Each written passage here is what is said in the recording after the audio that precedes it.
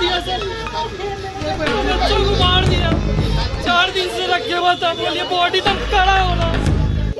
मंगलवार आसनसोल के भगत सिंह मोड़ इलाके में स्थित एक निजी नर्सिंग होम के खिलाफ आसनसोल के रेलपार इलाके के बाबू तालाब क्षेत्र के कुछ लोगों द्वारा गंभीर आरोप लगाए गए। इन लोगों का कहना है कि एक दूसरे नर्सिंग होम में उनके घर की एक लड़की ने एक बच्चे को जन्म दिया था, लेकिन बच्चे की हालत बिगड़ने की वजह से उस नर्सिंग होम के सुझाव पर वह मां और बच्चे को भगत सिंह मोड़ के इस नर्सिंग होम में लेकर आए। पिछले 7 दिनों से वह इस नर्सिंग होम में भर्ती है, लेकिन अभी तक बच्चे की हालत में कोई सुधार नहीं आया है।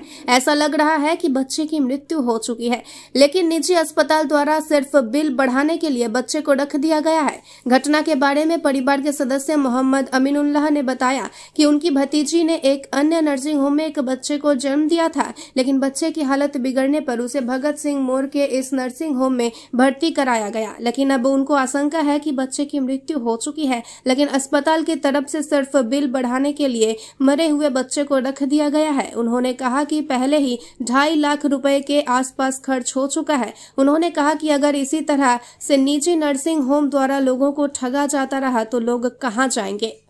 একটা মেয়ে আমার ভাইজি ও ভর্তি হয়েছে, বুঝলেন, ওর ডেলিভারি বাচ্চা সিজারও হয়েছে বাচ্চাটা, কিন্তু হাজার পর বলছে বাচ্চাটা তোমার নর্মাল নয় না, বাচ্চার শ্বাসের প্রবলেম।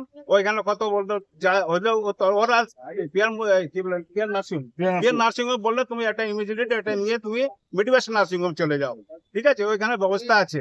যে এখানে আনলাম তখন কিছু পয়সা নিয়েছে, জমা নিয়ে 60,000 কত স্টার নিয়েছে, 40,000 প্রথম নিয়েছে, তার আবার 20,000, আবার 1,60,000 এ বলে বলছে শ্বাসের প্রবলেম, তার বলছে কিডনি প্রবলেম, এটা কিডনি নয়।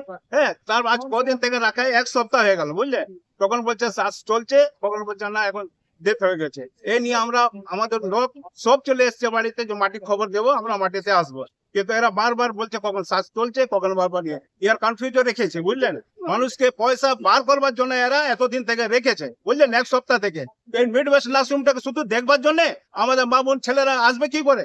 যদি এভাবে চলে, ডাক্তার যদি চায় যে আমি এখান থেকে ব্যবসা করবো, 2 নম্বর ব্যবসা করবো, তো এটা পেশেন্টটা কি করে চলবে বলুন? এইভাবে মানব পেশেন্টকে বলছে আমরা পেশেন্টটা ভালো আছে, আপনার নিজের দায়িত্ব নিয়ে যান। 3-4 দিন থেকে বাচ্চাটা ভালো নেই, আমরা কন্ডিশনে দেখে বুঝতে পারছি, কিন্তু এরা রেখেছে শুধু পয়সাটা বাড়াবার জন্য। ডাক্তারও এটাতে পুরো ইনভলভ আছে। ডাক্তার যদি চাই তো ওই বাচ্চাটাকে কেন রিস্ক দিয়েছে?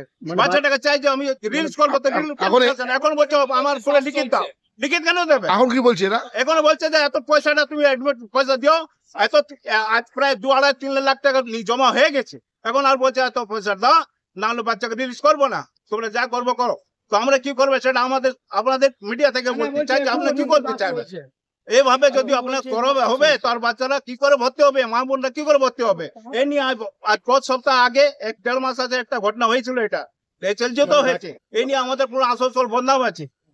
হাসপাতাল কর্তৃপক্ষ মিথ্যা কথা বলছে। কি বলেন দাদা? হাসপাতাল কর্তৃপক্ষ কি মিথ্যা কথা জানাচ্ছে আপনাদের? নিশ্চয়ই 100%। কেন ডাক্তার বাবু আমাদেরকে কনফিউজন রেখেছে যে এটা সপ্তাহ জানা, এটা ঠিক চলছে, ভেন্টিলেটর ভালো আছে, এখন বাচ্চাটা দেখছি শরীরটা পুরো ফুলে গেছে। তো আমরা একটা বুঝতে না, আমরা সকাল থেকে সবাইকে খবর দিয়েছে যে ছেলেটা মারা পড়েছে, তোমরা চলে আসো।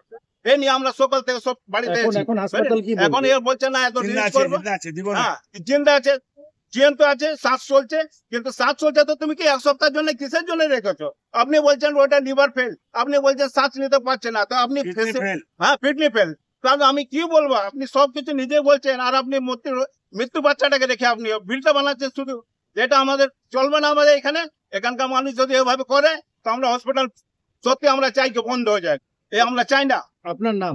আমার নাম এমডি আমিরউদ্দিন, এ হচ্ছে আমার বড় শালার ছেলে, এর মেয়ে, ছোট মেয়ে। কি নাম? আমার হচ্ছে মুর্তজা খান, এবার ডাক নাম কালো খান, আমাদের এইখানকার স্থানীয় বাবুতলা খান মহল্লা।